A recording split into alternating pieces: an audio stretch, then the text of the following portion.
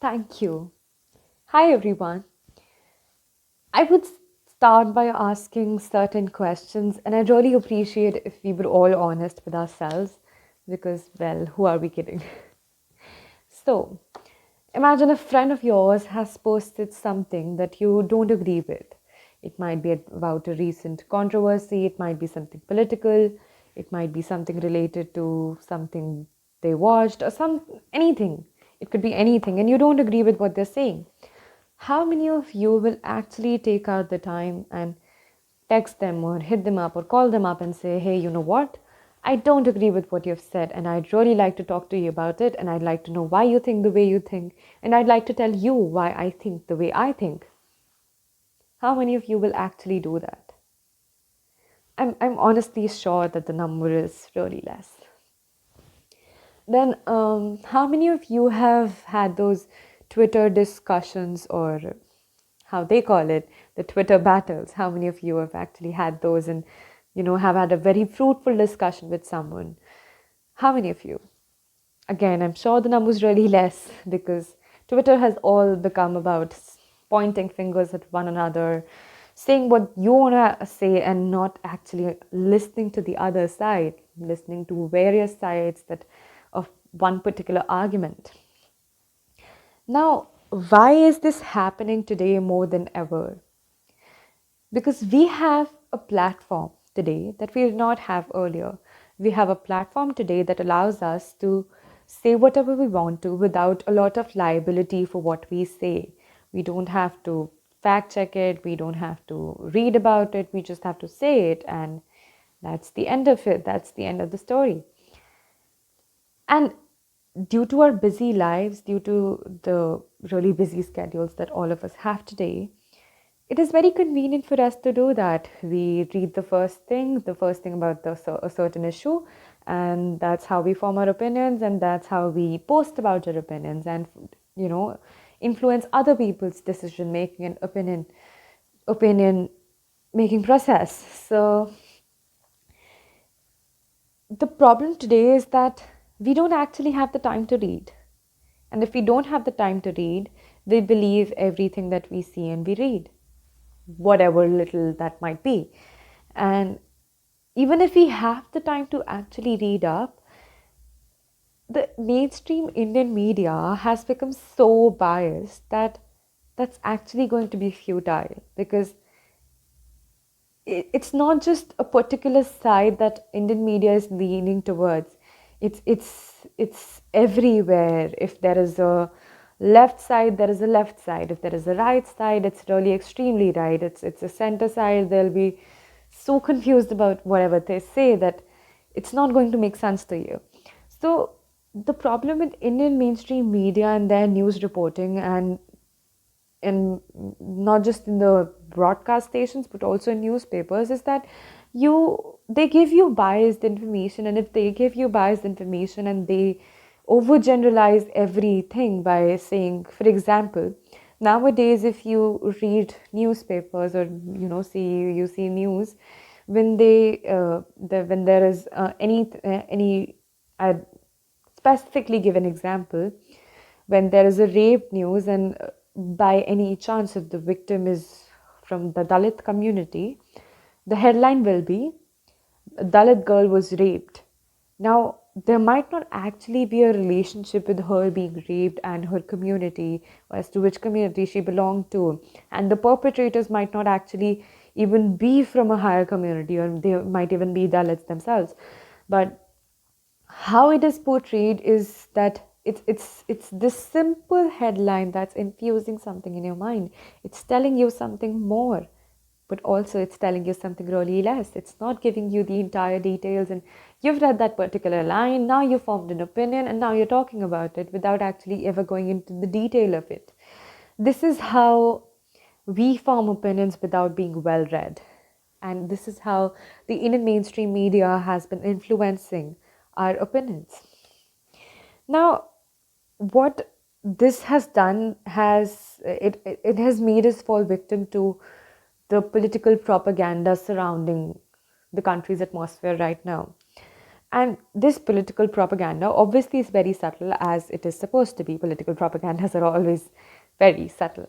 And we've all become a victim to it somehow or the other. We have all started to become extremist. I'm not saying that, you know what, only this particular section of society is extreme, or only people believing in this certain ideology are extreme. We're all extreme in what we do and we say, because today we have become very rigid with our opinions.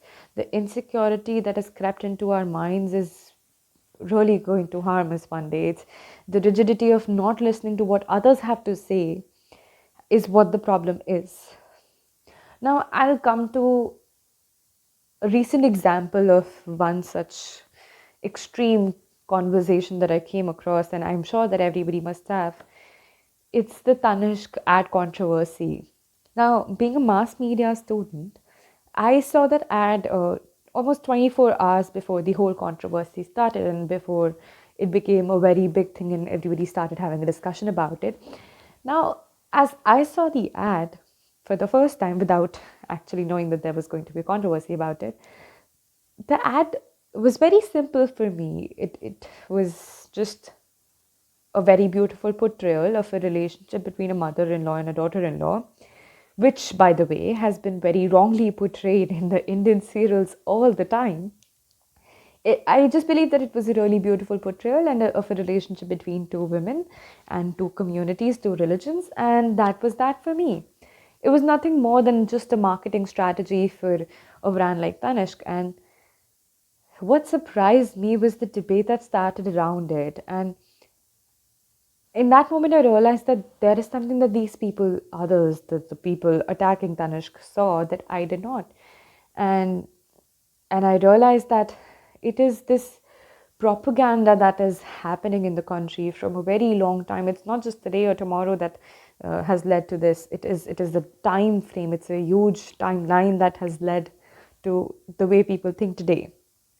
And that was fine. I could see why people could have objections and what was happening. And I lost my mind when I came across the debate with the same ad about sexism, and how that ad was very sexist about women, and how it showed that women, it was very, the birth giving process is the most important part of a woman's life and all of that. And it surprised me further, because that moment I realized that people are going to debate about everything, and it might not even be consequential. I mean, it just surprised me.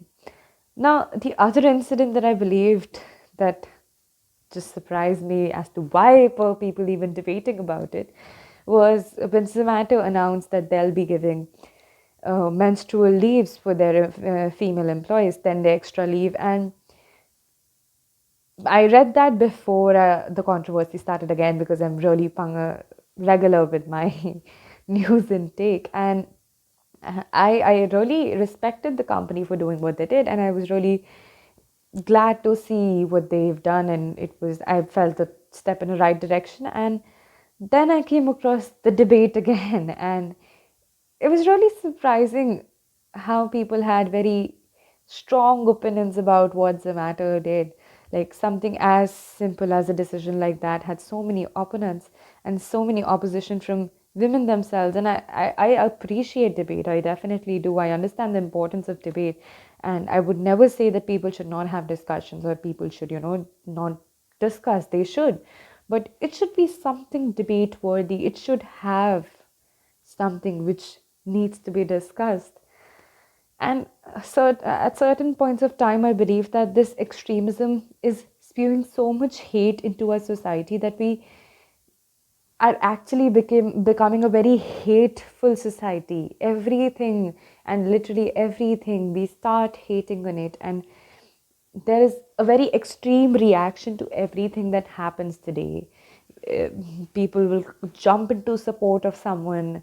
People will jump against in support, in opposition of someone, and there'll be so much hate for that person for a particular remark, and they'll be given death threats and rape threats for women, and all of that makes us question who we are as a society today and who we will become tomorrow. Again, I believe that what is the main problem today is our rigidity and unavailability of time. We don't have time, so we don't read properly. And the opinions that we form very rigid opinions. We do not have an open mind and we do not want to listen to what other people have to say. Now, I understand that what I'm going to say next might not be really easy to do, but that is, I think, in my opinion, it is the right way to go.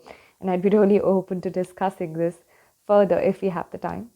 I would really suggest the three things for people to do.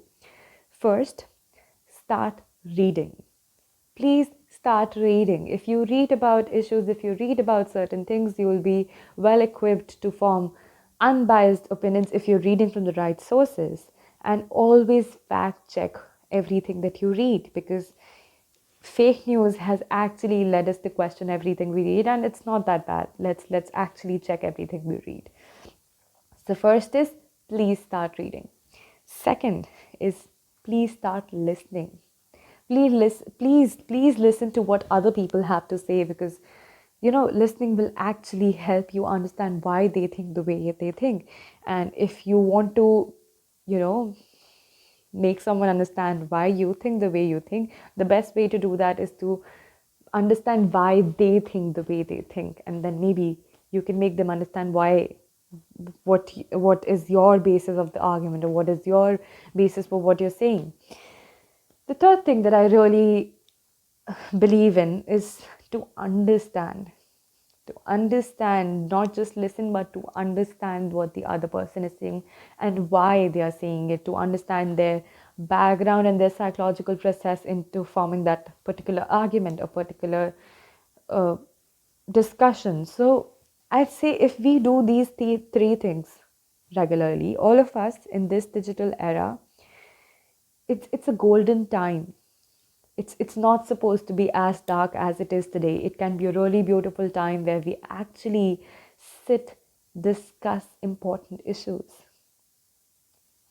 in a respectable manner. We can actually make use of the platforms that we have today to do something so much better than what is happening today.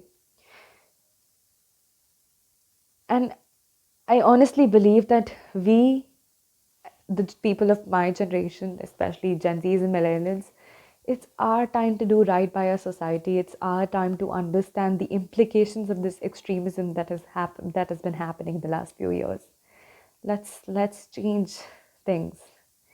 Do your bit.